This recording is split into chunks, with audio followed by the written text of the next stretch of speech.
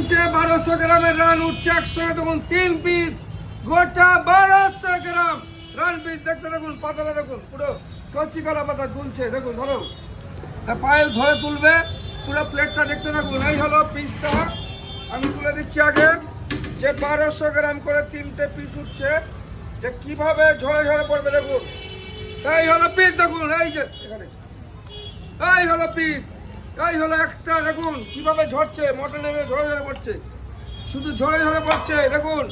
এইবার আরেকটা উঠছে, দেখুন যে কিভাবে ঝরে ঝরে পড়ছে দেখুন। এই হলো আরেকটা, দেখুন এই যে এইভাবে ঝরছে, শুধু কি হবে এইভাবে এইভাবে ঝরে ঝরে পড়ছে। এই হলো মটন, দেখুন আরেকটা হচ্ছে, দেখুন সেই বিখ্যাত 1.5 কেজি পিস, দেখুন এই হলো 1200 গ্রাম, 3টে 1200 গ্রামের পিস। এই দেখুন কিভাবে খুলে গেছে। এই হলো মটন, আর এই হলো রাইস আমাদের, শুধু ঝরে ঝরে পড়বে দেখুন, ঝরে ঝরে। এটা হচ্ছে 3 কেজি 600 মটন উঠলো। ক কেজি? 3 কেজি 600। এই হলো একান্ত আপনার সেই 1.5 কেজি না, 1200 গ্রামের 3 কেজি 600 সেই মটনের হাড়ি।